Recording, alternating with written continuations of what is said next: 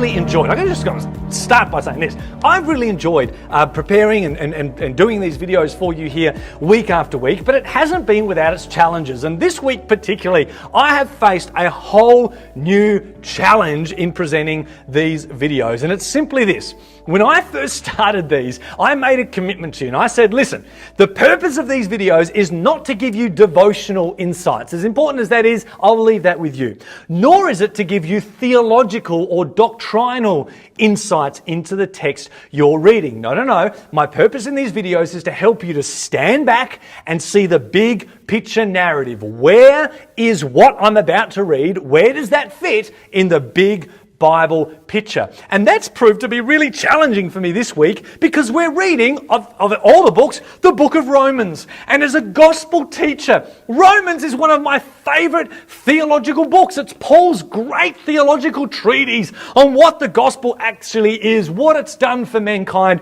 and how that affects the way we live. And as I've taken notes this week and prepared this lesson, I thought, no, Chad, you can't talk about all that good stuff. You've got to stay true to what you originally said. Help people to stand back and see the big picture. So I hope I stay faithful to that in this video. All right, here we go. I said a couple of weeks ago that we are spending 5 weeks on the Apostle Paul. Well, this is week number 3. Okay, he's on his 3rd major ministry trip. And he's stopped in Ephesus for 2 years. That's where he wrote Corinthians from. And the whole Asia region, where Ephesus was like one of the major cities there, the whole region of Asia heard the gospel because he stopped there for a 2-year period. Well, he's back on the road again. And ultimately what he wants to do is head back down to Jerusalem with that financial gift for the churches that are struggling down there. But of course he's going the long way around and he's visiting all his other churches, Philippi, Thessalonica, and Corinth, especially Corinth. He really wants to see how they are going. Well, somewhere as he's traveling on his way to go see them, he hears a report about them. I don't know, maybe you saw something on Facebook or something, but it's not good news, okay? They have not responded well to his letter, what we read last week. They've not responded well to that, and they are not tracking well at all. And Paul is actually really afraid for them. Not afraid of them, but afraid for them. He says, I fear that you might have been led astray from your pure devotion to Christ. Remember, I'm a father to you. I pledged you to a new husband, and yet I'm afraid that you've been deceived by the serpent's cunning. He really is worried about this church, and so he writes them a really harsh letter rebuking them for their behavior. Well, he doesn't take it to them. He gives it to Titus. Titus takes it down to them. He reads the letter out to them, and fortunately they respond really well. Godly sorrow comes upon them. They repent. They say, Titus, we're sorry. Please go tell Paul. We do want him to come. We do consider him a father in the gospel. We want to receive him on his way through. Titus does that. He reports back to Paul, and Paul then writes them a 3rd letter to say, great, thank you. Okay, I'm on my way. Titus has come and told me that you've responded well. I will come and see you on my way to Jerusalem. So here's the point. Paul wrote 3 letters to the Corinthians. A help letter. Help us with all the issues we've got, Paul. And he does that, 1 Corinthians, 16 chapters, helping them. Then he writes them a harsh letter, and then he responds with a happy letter, knowing that they've responded well to the harsh one. And it is those 2 letters that are combined together in what we call 2 Corinthians. Please understand that. 2 Corinthians is presented to us as one letter, but it is actually 2. All right? It is those 2 letters that Titus has carried back and forth. It is those 2 letters preserved together and presented as one. And the way it's presented is simply this. The harsh letter, where he really rebukes them, is inserted at the end like an appendix. Okay? So when you read 2 Corinthians this week, in order to read it in a chronological fashion, you need to start at chapter 10. Read chapter 10 through to 13, and I'll put this down in the notes down here on YouTube. Read chapter 10 to 13. That is the harsh letter, and then start at chapter 1 when he responds with the happy letter, letter number 3. All right?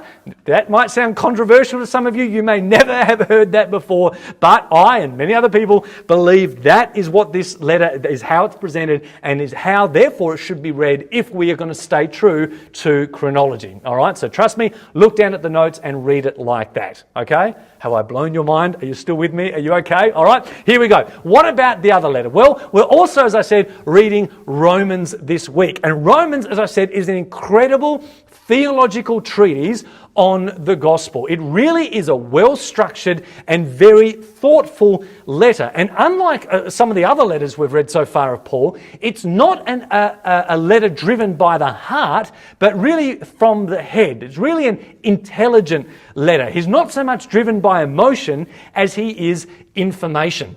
And one of the reasons for that is Paul doesn't have a fatherly relationship with the Roman church. In fact, he's never been there. He knows a few people there by name. Some of his friends are part of that church, live in that city, but he's never been to the church yet. And even though he has a heart for them, he is not an apostolic father to them. And so the emotion that we saw in Galatians and the emotion that we see in Corinthians, especially this week, none of that emotion is there in Romans. It really is an intelligent, well thought through letter, and I think you're going to notice that as you go. So if Paul hasn't been there, the Roman church hasn't featured yet in the gospel, in the story of Acts, then how did it come about? Well, here's some background. Basically, in Acts chapter 2, people from Rome were there on the day of Pentecost and they got saved. They came to know Christ. They were part of the crowd that received Christ that day. Well, after Pentecost, of course, they go back to Rome, and it is those people that, of course, established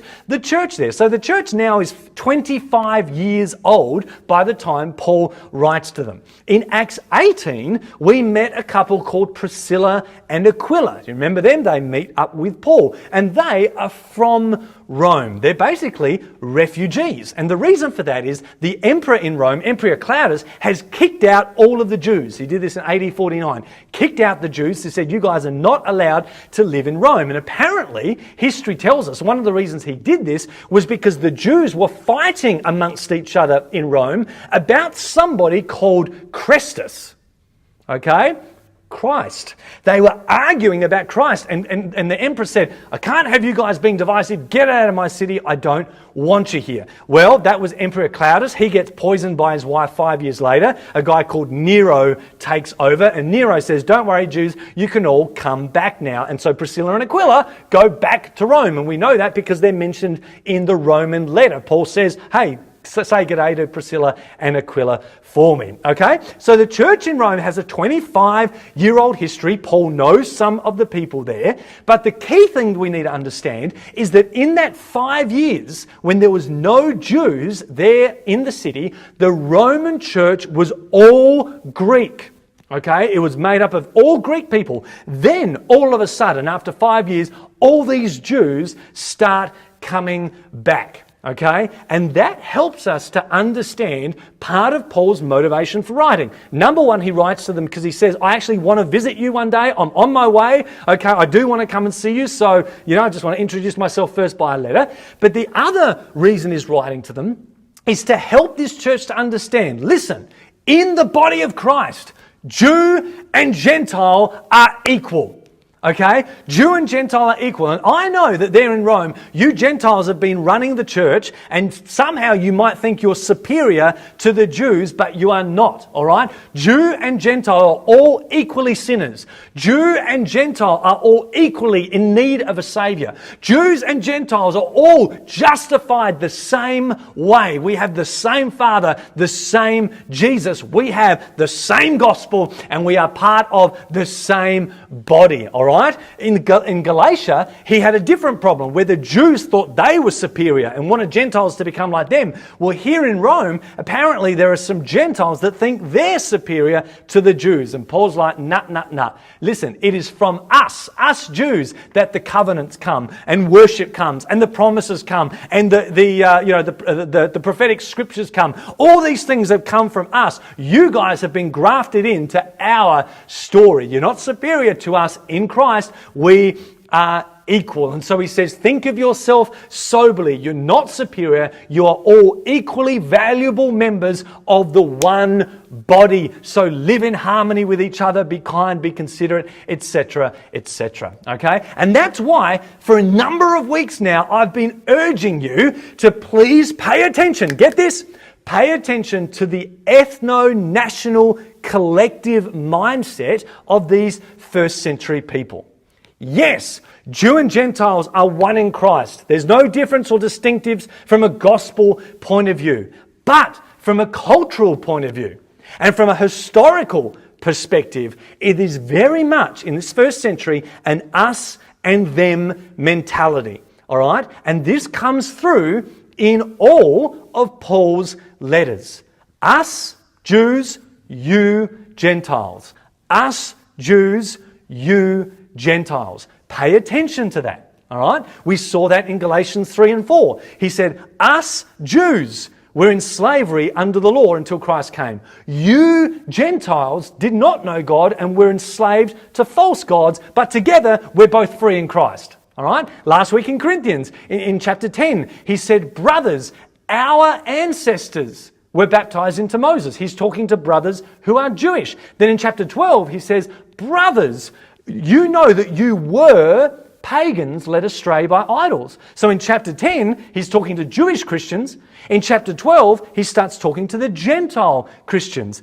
Us, you, us, you. It is right there in his letters. And that's exactly what you see in Romans this week. In chapter 7, for example, he says, now you know, brothers who know the law, that we have died to the law through the body of Christ. He's writing to Jews when he says that. And then in chapters 9 to 11, he says, I write all this stuff to you Gentiles. I want to write to you Gentiles to provoke my people to jealousy. Okay, so while theologically, from a gospel perspective, there's no difference in Christ between Jew and Gentile, there still is culturally, and there still is a difference in the way that they think. The Jews, we Jews, Paul said, had the covenants, had the history, had the ancestry. You Gentiles come in, you were pagans, you were idol worshippers. And so don't overthink that as you read, but please be aware of it. Yes, he is addressing Christians.